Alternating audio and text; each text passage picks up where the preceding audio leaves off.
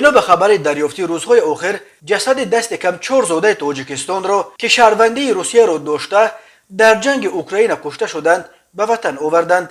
بعضی از آنها از ولایت ختلون و برخی از ولایت سوغد هستند. مقامات تاجیکستان و روسیه به طور رسمی اطلاع نمیدهند. پیوندان از دادن تفصیلات خودداری می‌ورزند. جسد سید اکبر سیدوف 50 ساله را که در هیئت ارتش روسیه در اوکراین می‌جنگید و در آنجا کشته شد، چند افسر پایگاه 201 روز 7 مارس به زادگاهش دهه دودبایان نویه همدانی بردند. معلوم نیست که او کی و در کدام گوشه اوکراین کشته شده است. یار محمد سیدوف رئیس دهه دودبایان و برادر سید اکبر میگوید او سالهای پیش شهروندی روسیه را گرفته در صف نیروهای مسلح امان کشور خدمت میکرد. وی با دعوا گفت که خانواده آنها از سال 1992 نان روسیه را خوردند و خود او هم آماده است برای روسیه بجنگد. با این سخنان حتی تلاش حمله به خبرنگار کرد. در نصیبش امین بوده است. میگویم که از دولت روسیه نان و نمک خوردیم. از سال 1992 به این طرف ما نسبت دولت روسیه یگان نفرت نداریم. مرحمت اگر به واسطه حکومت تاجیکستان بخواهند با هم میرویم،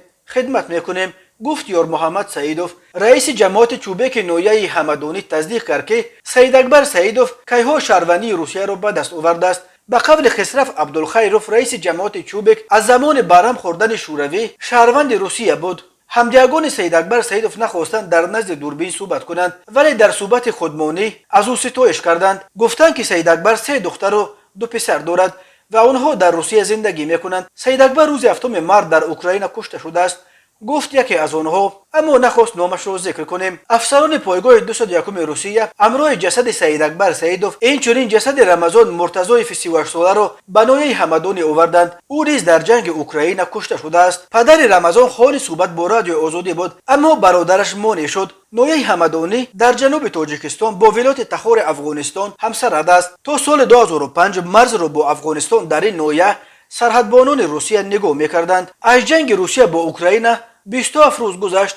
در این مدت طبق گفته ولادیمیر زلنسکی رئیس جمهور اوکراین حدود 14,000 سرباز و افسر روس کشته شدند. مسکو تا کنون مرگ همگی 498 سرباز و افسرش را اعتراف کرده است. کامسомольская правда روزنامه نزدیک به کرمل روز 20 مارس با تکیه به وزارت دفاع روسیه شماره سربازان کشته شده این کشور را در جنگ اوکراین تقریبا 10,000 نفر نوشت، اما زود خبر را از سامانش رفت. نشریه درباره این خبر وفا کردن آن چیزی نگفت. در همین حال یک نشریه اوکراینی چند روز پیش روی خط نظامیان روسیه را رسانه‌ای کرد که در این فهرست نام نزدیک به 6,000 نفر آمده است که از آسیای مرکزی هستند. درباره نزدیک به 100 نفر آنها گفته شده است که زاده و پروردگان تاجیکستانند.